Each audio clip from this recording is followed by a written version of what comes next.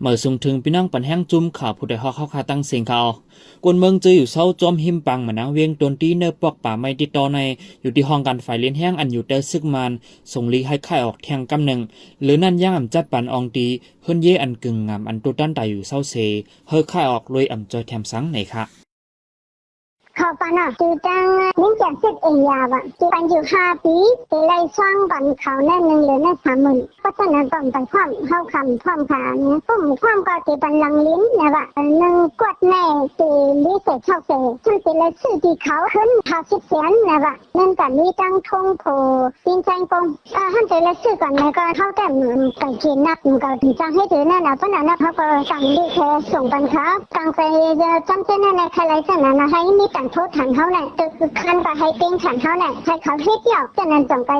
เขาก็ขยันนั่นน่ะบอกในอยู่ที่ห้องการไฟเล่นแห้งอันอยู่เตอซึกมันที่สั่งค่ายออกในเข้าดัง15 วันอองตีในซ้ำกวนเมืองหมังเจออยู่เศร้ามากเข้าตั้งหึงเลยแต่ดีค่ายย่ายอองตีหมายในมิลองอยากผืดตั้งน้ำไหนคะเขาส่งลิงมาในวันที่24เขาว่าเขาต้อง15 วันได้จะเลยขายบันนะว่าไปแล้วอยากใครอันกันยากูก็ใครนะในนั้นมันเป็นในกลางเว้งเหี่ยวในกว่าง่ายมากง่ายอยู่มากถึงเอาก็มันก็มืดกับกันในนั่นนะใครก็คล้ายๆเขาจะในสัมกินนับเลยวันกันตั้งลิขึ้นน่ะตั้งลิกะจูดีอากาศใจมูขันนั่นน่ะเผยเสียก็นั่นเมื่อว่ามันสิในวันกันตั้งลิที่จ่อนะว่าจังผู้มาห้ามแต่ชูมาหาตีว่ากว่าหัวน่ะเพราะว่าห้องพ้องหรืออะไรตัวในก็สอนได้ฉะนั้นก็เรียกได้คือกะคัดใจเด้อในกวนเมืองเจออยู่เศร้าจอมหิมปังมานังในกำนำเปลี่ยนขาบการลงปองจึงเก่าย้อนนั้นแต่ให้มีเงินเก็บเปลี่ยนกวนเสียหาซื้อขาดอองตีเหมือเจอในกอไม่ลองหยาบย่ามเร็วเลยฟังเสียอยู่เศร้าไว้ย้อนโกซึกมันเขามาปีอึดมายาเฮิรนเย่ไหนคะ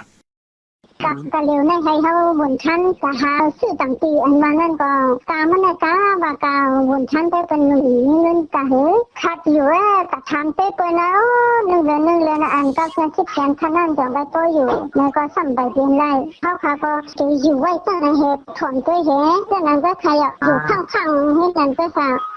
กูได้เลยกูว่ากูเขามาเอาเจอเรียงมาตาไว้5อันนั้นก็เอาวิกูมาแห่สุขันใครก็เท่าในตีเพียดฉะนั้นก็กูก็ว่า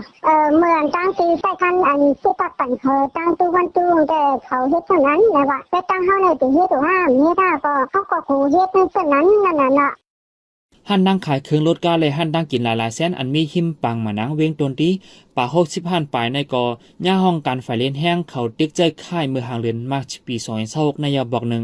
ย้อนฝ่ายซึ่งมันเขาอ่ำปันขึ้นอองตีเมื่ออันตุตันตาเปิดหันแลเจ้าหันเขาเลยหยับกินดังน้ำย่ามเหลียวขึ้นตึกห้องเหนือเส้นตั้งจุนเสวาอันย่าสั่งค่ายปอกในมีอ่ำย่อม60ในค่ะปันแห้งจุ่มข่าวผู้ใดฮอกและยินจมขอบใจอย่านำอยู่ค่ะอ๋อย้อนสวยปีนาเฮาอยู่ลีกัดเย็นลอดเพเขียนกุลองเสกัมข้าวคุณคิงเขามาส่งค่ะ